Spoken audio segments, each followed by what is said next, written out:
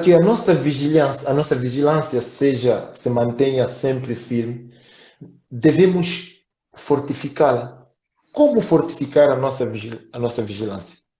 A partir da oração, a partir da vivência sacramental, a participação na missa, a participação no sacramento da penitência, onde conseguimos fazer um exame da consciência e reconhecer aquilo que vai mal dentro de nós.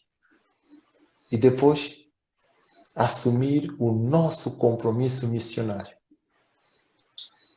Resumindo, poderíamos dizer, é aquilo que nós recebemos no batismo. No batismo nos tornamos rei, profeta e sacerdote. Aquilo que é a dimensão profética, a dimensão sacerdotal e a dimensão real que recebemos no dia do nosso batismo.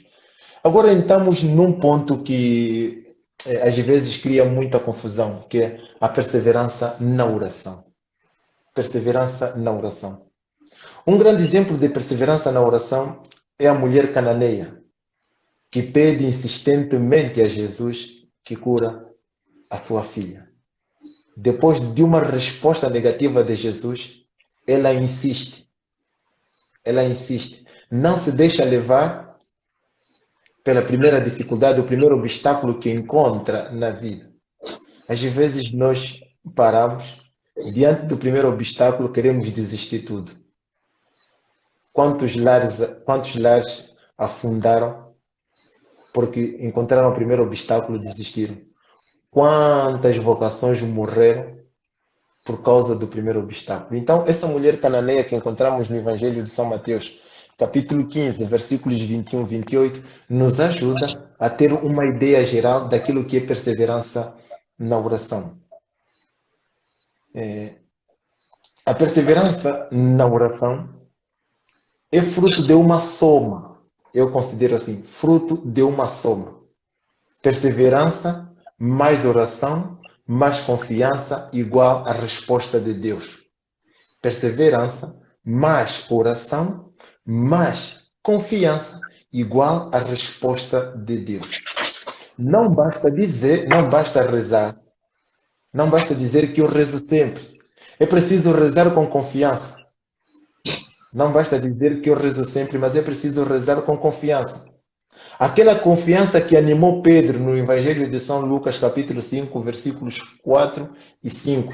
Depois de passarem toda a noite na fauna e não conseguir nada, aparece Jesus, depois de uma catequese, diz assim: agora lançai a rede para outro lado da margem. Pedro responde: passamos toda a noite na fauna e não conseguimos nada. Mas porque tenho confiança em ti e dizes, faremos isso. E quando fizeram, deu-se uma pesca abundante, uma pesca milagrosa. A mesma confiança que tiveram os servos nas bodas de Canaã, no Evangelho de São João, capítulo 2, versículo 5, quando Maria intervém e diz assim aos servos: fazei tudo o que ele vos disser.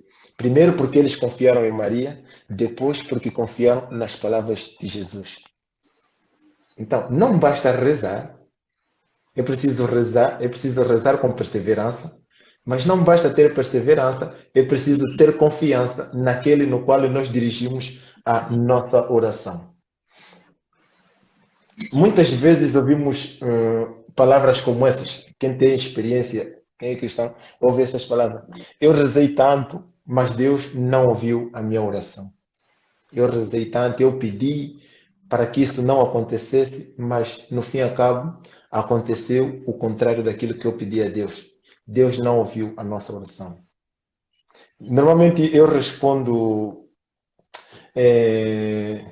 Deus, não é que Deus não tenha ouvido a tua oração, porque às vezes nós desviamos o verdadeiro sentido da nossa oração. Nós desviamos o verdadeiro sentido da nossa oração. Nós temos a mania que quando vamos rezar, pedir a Deus aquilo que queremos e não aquilo que precisamos. Em Deus, nós devemos ir buscar não aquilo que queremos, mas aquilo que precisamos. E Jesus, naquele momento de agonia, nos ensina muito bem. Pai, se for possível, afasta de mim este cálice, mas que não seja a minha vontade, mas sim a tua vontade. Deus sabia muito bem que era preciso que Jesus morresse para a remissão dos nossos pecados. Então, nós desviamos sempre o sentido. Ela não deve ser fruto de um imediatismo. A nossa oração não deve ser fruto de um imediatismo.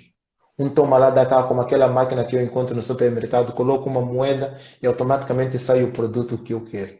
Não. A nossa oração deve ser fruto de uma relação íntima com Deus. Uma relação íntima com Deus. Uma relação íntima com Deus e conosco mesmo. Não é uma relação inteiramente baseada na busca da satisfação dos nossos interesses. Porque eu rezo porque tenho interesse de alcançar um objetivo. Não, eu rezo porque preciso estar intimamente ligado com Deus. Isto é que é muito importante. Então nós desviamos aquilo que é o sentido da nossa oração. E Santa Teresinha nos ensina muito bem. A oração é um impulso do coração, um olhar simples para o céu, um grito de amor e gratidão na provação e na alegria. É algo enorme e divino que dilata o nosso íntimo e nos une a Jesus. Este deve ser o sentido da nossa oração. Não esperar que Deus realize aquilo que nós queremos. Assim começamos a compreender que quando nós oramos, já falamos da perseverança, falamos da oração, falamos da confiança, e vem o outro elemento, a fé. Fé. É diferente dizer que tenho fé, mas muitas vezes parecemos que nós não temos fé, mas temos café. Fé e café são coisas totalmente diferentes. Há aqui um antagonismo. A fé é que vai dar sustento naquilo que é a nossa oração. Eu rezo porque eu tenho fé. Certa vez, tinha um alpinista estava a escalar uma montanha numa região muito fria. E na medida em que escalava a oração, a montanha, ia escalando a montanha, o sol se pôs e ficou escuro. E lá ele escorregou, começou a cair. Porque era cristão como nós, parece católico, começou a rezar. E lá começou a rezar com insistência: Senhor, ajuda-me a livrarmos desta queda. Rezou com tanta perseverança e apareceu um galho, agarrou no galho, ficou pendurado no galho. E continuou a sua oração, porque era católico: Senhor, já que me deste a oportunidade de aparecer este galho, onde me pendurei, agora dá-me a força de descer e ao menos sair daqui sã e salvo. E o Senhor lhe disse, o Senhor respondeu, porque ele rezou com insistência, e o Senhor disse: está bem, meu filho, eu te ajudo, larga o galho e viverás. E lá o homem disse: meu senhor, desculpa-me lá, nem morto eu largo esse galho. E lá passou toda a noite, ficou congelado e depois de congelado morreu. Os que vieram no dia seguinte, quando apareceram, encontraram lá o homem congelado, pendurado no galho, só estava a 1 metro do chão. Então, às vezes nos falta fé. Nos falta fé. E nos falta fé. E a nossa fé, como diz Santa Teresinha, a nossa fé deve ser também vivida não só na alegria, mas nos momentos de provação. Nos momentos de provação. Não dizer que tenho fé quando tudo vai bem, mas também quando as coisas correm mal. Por isso, assim começamos a compreender, para terminar como remate final, porque eu disse que não gosto de falar muito. Assim começamos a compreender, assim começamos a compreender, sim, sim. Assim começamos a compreender que ter fé não é pensar que Deus fará o que eu quero, mas ter a certeza que Deus fará por mim aquilo que eu preciso.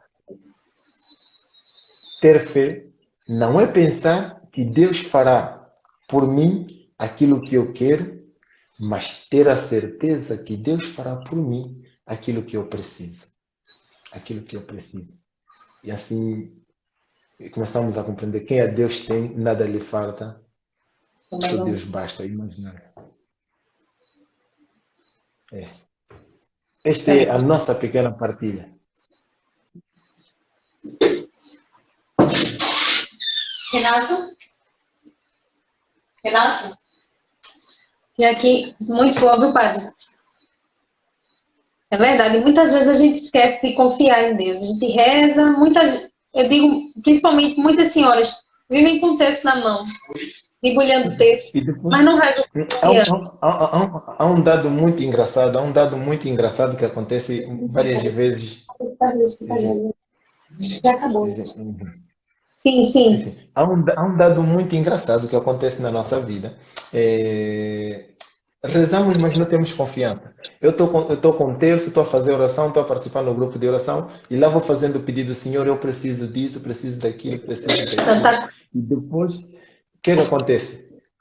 Uma voz lá no nosso interior começa a dizer assim: será que Deus mesmo vai realizar isso que eu quero?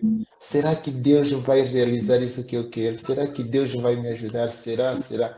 Então, implica dizer que é uma oração sem confiança, uma oração a titubear.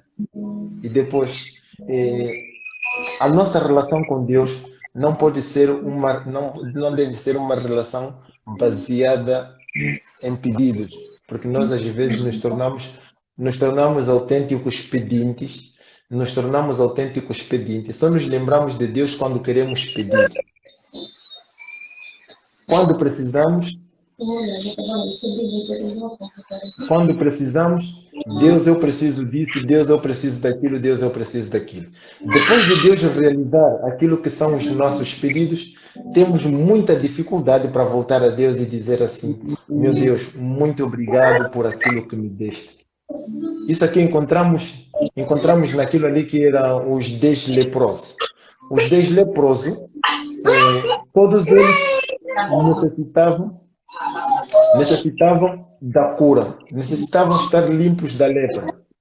Mas quando Jesus os mandou apresentarem-se no sacerdote, ficaram curados, só um conseguiu voltar para agradecer. Que a nossa relação com Deus, que a nossa oração não tenha só um sentido, que é o sentido de pedir, mas que também nos recordemos de outro sentido, que é regressar onde pedimos para agradecer aquilo que recebemos. Amém, padre. Muito obrigada. Essa aqui é minha filha, Catarina. Esse Ok, daqui Catarina, eu sou o Padre Salvador. é o Padre Salvador. Diga assim, boa noite, padre, sua bênção. Boa noite, Padre, sua bênção. Deus te abençoe, minha filha. Esse aqui é Renato, meu marido. Oh, Renato, sim, sim. Oração. Oi, Renato, tudo bem? E tem mais dois ali, Renato, filho e Luiz, que estão correndo por ali. Por isso que a gente dá essas voltas na casa. Ok, tudo bem. Então, padre, nós queremos agradecer muito sua participação. Suas palavras foram Não, muito. agradeçam a Deus por ter me dado a oportunidade de vos conhecer e poder participar convosco e fazermos esta corrente de oração. Agradecemos a Deus, sim, agradecemos a Deus por Ele ter nos dado a graça de lhe conhecer através de Jamile. Foi uma bênção muito grande em nossas vidas, né? Todos nós que estamos assistindo, nós estamos fortalecidos, Padre. E o Senhor fala com muita suavidade, com muita calma e com muito convencimento. Então, é só uma canção para encerrar esse momento de oração, que se chama Sobrevivente da Tribulação. Na verdade, não sei nem se esse é o nome da canção, mas que nós sejamos sobreviventes da tribulação nesses tempos difíceis que estamos vivendo. Sabemos Nós aqui também, por aí, lá para frente, sei lá quando, mas que a gente tenha realmente a nossa confiança depositada em Deus. Oi pra gente, dê a bênção final aí pra gente. tá bom. Sim, e primeiro também agradecer a todos aqueles que puderam participar. Estou a ver muita gente de Angola também entrou em direito para participar nesta corrente de oração. É sempre muito bom. O quão bom, quão suave e agradável os irmãos viverem em harmonia. Então agradecemos ao Senhor por esta oportunidade que nos concedeu de estarmos unidos neste momento de oração. Então aqui vai a bênção de Deus Todo-Poderoso. O Senhor esteja convosco. Ele está Abençoe-vos Deus Todo-Poderoso, Pai, Filho e Espírito Santo. Amém. Continuação de uma boa noite a todos. Idem em paz, que o Senhor vos acompanhe. Durma